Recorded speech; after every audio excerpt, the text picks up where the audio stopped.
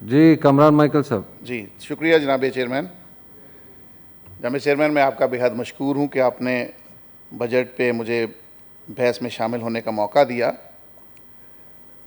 जब से ये बहस का आगाज़ हुआ है, दोनों तरफ से, ऑपोजिशन बेंचेस से और ट्रेजरी बेंचेस से, हमारे कुलीग्स ने, हमारे साथियों ने, दोस्तों ने इस बहस में हिस्सा लिया। लेकिन अफसोस की बात यह है कि ज़्यादातर तजावीज़ जो आनी चाहिए थी तजावीज़ नहीं आई, बल्कि सब ने पॉइंट स्कोरिंग की। ज़्यादातर दोस्तों ने ऑपोजिशन साइड से जो है वो तकारीर की हैं, उनका बजट के साथ कोई ताल्लुक़ नहीं है।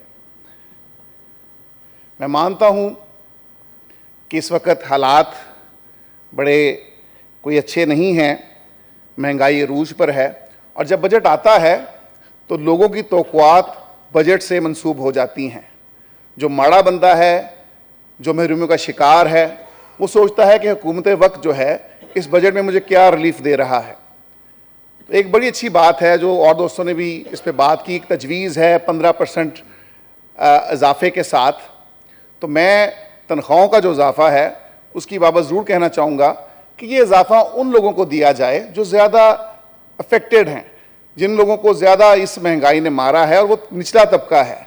इसलिए स्केल 1 से 14 तक इन लोगों को चाहे इसे बढ़ा दिया जाए, 15 से 20% कर दिया जाए, लेकिन इन लोगों को मरकूज़ किया जाए, फोकस किया जाए।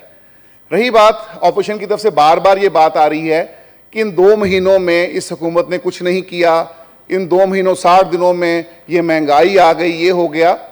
तो महंगाई एकदम से नहीं आती। हुकूमतें जब पॉलिसियाँ बनाती हैं, अपनी पॉलिसियाँ मरतब करती है, तो उसके सेर हासिल नताइज निकलते हैं, दूरस नताइज निकलते हैं। आने वाले वक्त में उसके खमियाजे भुगतने पड़ते हैं। और ये 2 महीनों का किया धड़ा नहीं है, ये वो गंद है जो पिछली गवर्नमेंट छोड़ के गई है। ये वो नाकस पॉलिसियाँ थी जो पिछली हुकूमत की थी। और जो अगर हम कड़वे बीज बोएंगे तो अच्छी फसल कैसे काटेंगे? कड़वे बीज बोएंगे तो कड़वी फसल ही काटेंगे। तो फसल तभी अच्छी होती है जब अच्छे बीज बोए जाएं, जब पॉलिसियाँ बेहतर हो, जो पॉलिसियाँ आवाम के मफाद के मुताबिक हों। तो मैं इस पर बस यही जो ये वाह वेला कर रहे हैं, ये ज़रूर कहना चाहूँगा कि तुमने खेतों में इंसानों के सर बोए हैं, तुमने खेतों में इंसानों के सर बोए हैं, अब ज़मीन खून उगलती है तो शिकवा कैसा। तो जो पॉलिसियाँ आपने दी हैं, जिन पॉलिसियों पर आप हमें लेकर गए हैं, तो ये 2 महीनों में वो चेंज नहीं आया। ये वही पॉलिसियाँ हैं, मतवातर उसी तसलसल के साथ हम आगे बढ़ रहे हैं। जनाब चेयरमैन, यहाँ पर क्योंकि बजट की बात है, तो बजट में मैं हमेशा कोशिश करता हूँ उन तबकात की नुमाइंदगी हो सके जो बजट के हवाले से या जो दौरे हाजिर है उसमें पिस रहे हैं। तो उसमें वो नॉन मुस्लिम कम्युनिटीज़ का जिक्र करना बड़ा ज़रूरी है, उनके मसाइल को उजागर करना बड़ा ज़रूरी है। तो जनाब चेयरमैन, मैं ये तजवीज़ ज़रूर देना चाहूँगा कि जैसे शोहदा फ़ंड रखा गया है, जब कोई दहशतगर्दी की भेंट चढ़ता है, उसकी रूह को उसके बदन से जुदा कर दिया जाता है, वो बर्बरियत का शिकार होता है, इस दुनिया से कूच कर जाता है, तो उसके लवाकीन को कंपनसेट किया जाता है। कुछ ज़ख्मी होता है, कंपनसेशन मिलती है। लेकिन वो लोग जो इस मुल्क में रहते हुए तासुब की बुनियाद, नफ़रत की बुनियाद पर इस भेंट चढ़ते हैं, उन्हें मार दिया जाता है, हलाक कर दिया जाता है, उनकी कंपनसेशन नहीं है। तो ये शोहदा फंड जो है उसमें उन लोगों को भी जो सिर्फ टारगेट किलिंग की वजह से, जो सिर्फ इस बात की वजह से कि उनसे तासुब किया जाता है, नफ़रत की जाती है, उन्हें मार दिया जाता है, उनके घरों को उजाड़ दिया जाता है, उनकी रूहें उनके जिस्मों से अलग कर दी जाती हैं, उनके लिए भी ये शोहदा फंड में कंपनसेशन ज़रूर होनी चाहिए। और फिर जब ये हालात इस तरह से हैं, मुश्किल दौर से गुजर रहे हैं और लोग जो हैं वो 2 वक्त की रोटी खाने से कासर हो रहे हैं, तो इसमें ज़रूर कहूँगा जब बेनज़ीर इनकम सपोर्ट प्रोग्राम है तो ये अरबों रुपए का प्रोग्राम है, बहुत बड़ा एक प्रोजेक्ट है जो पूरे पाकिस्तान तक मुहित है। इस प्रोजेक्ट में कैटेगोरिकली जो नॉन मुस्लिम कम्युनिटीज़ हैं उनके लिए कोटा मुख्तस होना चाहिए, वो चाहे 20 हो 25 हो। ये अच्छा मैसेज आएगा उन लोगों के लिए जो वाकई डिज़र्विंग हैं। उनके हकूक़ के तहफ़्फ़ुज़ का ज़ामन इस हाउस ने बनना है, हम सब ने बनना है। हम सब अपने हलकों से वोट लेके आते हैं, उनसे वादे करते हैं, लेकिन यहाँ आकर अफसोस की बात, उनके हकूक़ की बात कोई नहीं करता। मुझसे पहले किसी ने ये बात नहीं की उनके लिए, तो ये अफसोस की बात ज़रूर है। सेकेंडली, मैं ज़रूर ये कहना चाहूँगा कि उनका बड़ा दरीना मुतालबा है कि उनके जो अदारे नेशनलाइज हुए थे वो वापस कर दिए जाएं। बार बार पुकारते हैं, चीखते हैं, दुनिया से आवाज़ें बुलंद होनी शुरू हो जाती हैं कि इनकी कंट्रीब्यूशन को कोई इग्नोर नहीं कर सकता। हमारे मिशनरी इदारों ने पाकिस्तान को सर्व किया है, पाकिस्तान की तामीर और तरक्की में अपना किरदार अदा किया है। हमारे इदारों से पढ़े लिखे लोग आज ब्यूरोक्रेसी में बैठे हैं, आज इस ऐवानों में बैठे हैं, प्रेसिडेंट और प्राइम मिनिस्टर बन के बैठे हैं, लेकिन हमारे इदारे हमसे छीन लिए गए, अंधेरों में धकेल दिया गया। तो अभी हमारे जो इदारे नेशनलाइज हुए हैं उन्हें डीनेशनलाइज किया जाए, जिनमें मरे कॉलेज शामिल है, गॉर्डन कॉलेज शामिल है, पेशावर में एडवर्ड्स कॉलेज है, रंगवेल मिशन हाई स्कूल है, सेंट फ्रांसिस स्कूल, इस तरह के तमाम इदारे जो बड़े इदारे हैं। तो मैं समझता हूँ कि जहाँ से तसलसल टूटा था तरक्की का, खुशहाली का, वहीं से ये सफ़र दोबारा इसका आगाज़ होना चाहिए। हम लोगों ने सर्व किया है और हमारी डिमांड है कि हमारे वो इदारे हमें वापस किए जाएं।